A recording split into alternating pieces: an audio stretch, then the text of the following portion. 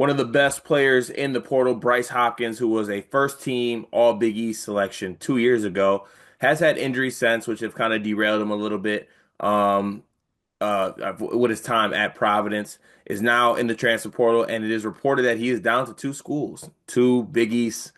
I was about to say two Big East legends, but two Big East giants. But Georgetown has kind of let folks down as of late. But it is said to be reported that St. John's and Georgetown are who it's coming down to. Like I said, when Bryce Hopkins is healthy, he's a monster. He was not first team All Big East for no reason 2 years ago. He's like a 6'7", do it all kind of forward, just a powerful, impactful player. That's a really tough check at the college level for a lot of guys. I think that he has a little bit of quickness to get by maybe some bigger guys, but also like if you put a smaller guy on him, he's very strongly built. He can bully him. He is planning to visit St. John's in person this week, but he's also going to plan to visit Georgetown as well. Now, the connection here is that Georgetown has Ed Cooley as their basketball coach. That year when he was first team All Big East and coming off transferring from Kentucky, Ed Cooley was his guy. They got a close relationship.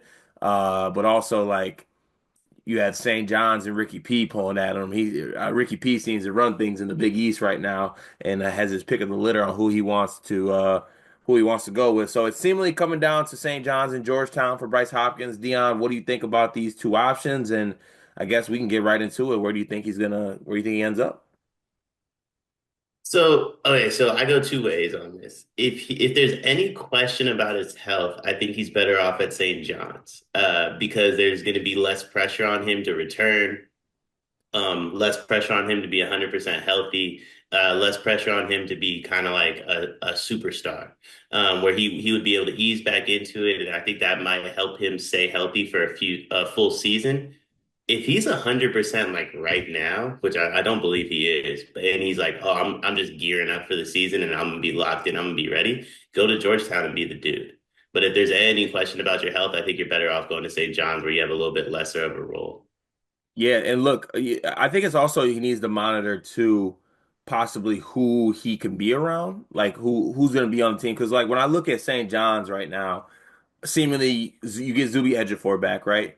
You have Zuby Ejiofor at the five. You throw Hopkins at the four. Throw RJ Luis at the three. Then you have Josan Saint-On. You have him at the two. You pick yourself up a point guard, like that's a national title contender in my opinion. That's a really talented team. Um, and to me, this is coming down to this.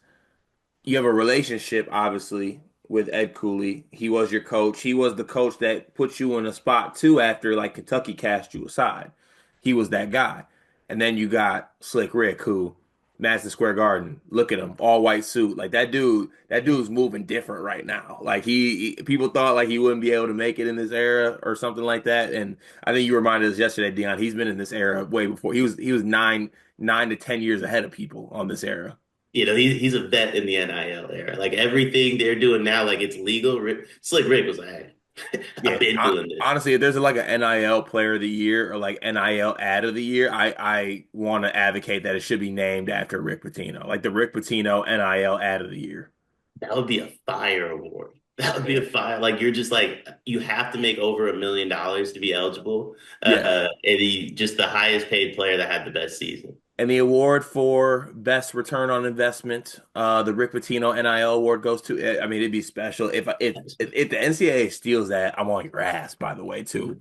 I'm That trademarking it. might get some of these dudes to actually try once they get their bag too. Because like, listen, I'm not calling anybody out, but like RJ Davis, that was a poor return on investment. Right, if you win the award, it comes with a little bag with it too. So it's what I'm saying, a little double dip here. But look at this stage of where the Big East is, I just had the hardest time thinking that anyone's beating out Slick Rick, and also don't I had sometimes you got to guess what these kids' psyche is like and where they're at with things, and this is just me making a read, which take it one way, either I'm right or I'm wrong. I'm always either super right or super wrong though, not an in-between guy. So you can take that for what it is. I think that he wants to go play for Rick Pitino. I think he wants to play at the Garden. I think he wants to play with other good players. Also, like you, I'm not saying Georgetown doesn't have good guys. They have some good pieces on that team too, but like St. John's is coming off winning the Big East. Everything's good about that program. It's just, it seems like the Big East destination right now, outside of like UConn. So, um, I don't know. I think I side with what you were saying. I think there's going to be a realization that he's maybe a better fit with Rick Pitino, and also there's not going to be as much pressure. Like he's going to play the Big East Player of the Year Yeah. and another really good front court player. He can just do his thing, right? Yeah. At Georgetown, you have to be the guy. And I think like coming off these played 17 games in 2 years, coming off that type of injury history to subsequently put yourself in the position where you have to be the guy. Now you're forcing yourself to play when like maybe you're banged up and doctors are saying you shouldn't. And I think a guy like him needs to put himself in a position where he doesn't have to do that. St. John's makes the most sense. Also, and I might be wrong on this. Georgetown fans may hate me for saying this, but the lure of Georgia, the aura behind Georgia is cooked. Like I used to think Georgia. Georgetown. Oh, my fault, Georgetown. What, boy, have you been playing NCAA football or something? What's going on?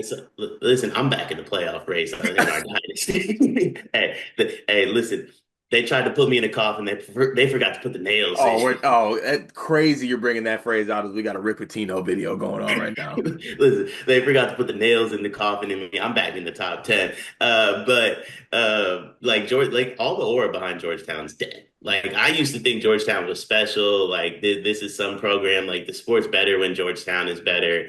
I don't think I believe any of that at this point. So just go to St. John's and you could put the nails in the coffin on Georgetown yourself, Bryce Hopkins. Yeah, it'll be interesting to see what it comes down to. I think we might have a decision maybe quickly here, as both of those teams kind of plan to have meetings with them, meet in person, something like that. But we'll stay tuned for this one because look, St. John's is already moving crazy in the portal. They took 24 hours and got their guy in Sanon. So like. They could possibly follow it up with Bryce Hopkins right after that. Scary, scary hours for the Johnnies and scary, scary hours for Slick Rick and the gang. But we'll see what that comes down to. We'll have all the updates here on Sleepers Media YouTube channel. It is March, and that means that March Madness is upon us. And if you are looking for a place to play, Underdog Fantasy has you covered. Sign up and deposit using code SLEEPERS, that's code SLEEPERS, to receive up to $1,000 in bonus credit plus a free pick. Head over to Underdog Fantasy today and use promo code SLEEPERS to take advantage of this amazing offer.